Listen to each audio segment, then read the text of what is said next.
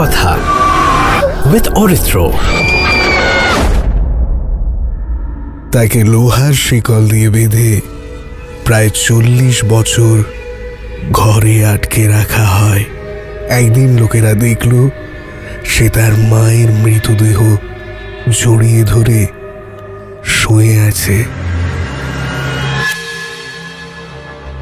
সমীক্ষা বলে বিশ্বের 510.1 বর্গ কিলোমিটার স্থলভাগ জুড়ে 800 কোটি শরীরীদের বাস।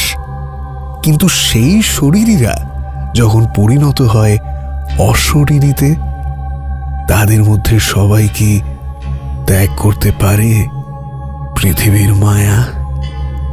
যারা পারে না তাদের এবং তাদের আস্তানার খোঁজেই থাকে অরিত্র ভূত কথায়।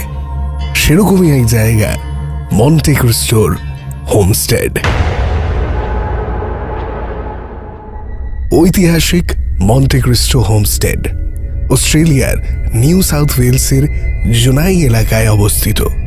অস্ট্রেলিয়ার সবচেয়ে ভুতুড়ে এবং ভীতিকর জায়গাগুলির মধ্যে এই বাড়িটিকে গণনা করা হয়েছে। 1885 সালে নির্মাণের পর থেকে এখানে অনেক দুঃখজনক ঘটনা ঘটে। নির্মাণের পরে মন্টে ক্রিস্টোর মালিকানা ক্রেভ্যালে পরিবারের কাছেই ছিল এবং এই পরিবারটি 1948 সাল পর্যন্ত এখানে বসবাস করেছিল।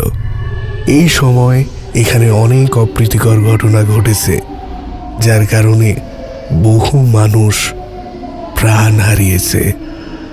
সিঁড়ি থেকে পড়ে শিশুর মর্মান্তিক মৃত্যু, বাড়ির বারান্দা থেকে পড়ে কাজের মেয়ের মৃত্যু এবং আগুনে পুড়ে স্থিতিশীল ছেলের অস্বাভাবিক মৃত্যুর মতো অনেক ঘটনা ঘটেছে, যার কারণে এই জায়গাটি অশুভ বলে বিবেচিত হয়।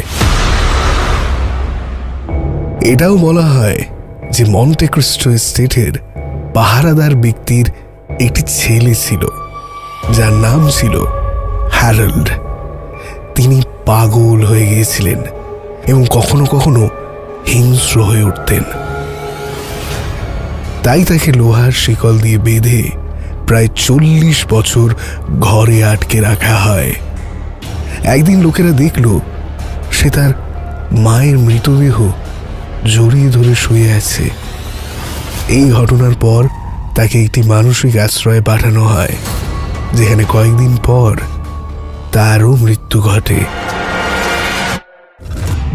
অবশেষে ক্রমাগত অপ্রীতিকর এবং ভীতিকর ঘটনার পরিপ্রেক্ষিতে ক্রেভেল পরিবার 1948 সালে স্থান ত্যাগ করে। এই পরিবার চলে যাওয়ার পরও থেমে নেই এখানে অপমৃত্যুর ধারা। ক্রেভেল পরিবার চলে যাওয়ার পর কিছু লোক একসাথে মন্টে ক্রিস্টো কিনেছিল ভাড়া দেওয়ার জন্য এবং তারা সবাই সেখানে তত্ত্বাবধায়কের জন্য নির্মিত একটি বাড়িতে থাকতে শুরু করেন। কিন্তু কিছুদিনের মধ্যেই সেখানে তাদের একজন খুন হন।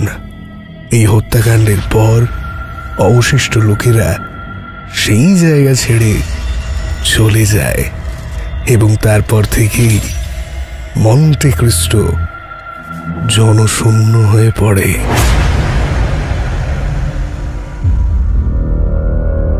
অস্ট্রেলিয়ার নিউ সাউথ ওয়েলসের জুনাই এলাকায় যদি আপনার কোনোদিনও যাওয়ার সুযোগ হয়, ঘুরে আসবেন নাকি এই মন্টে ক্রিস্টো হোমস্টেড থেকে?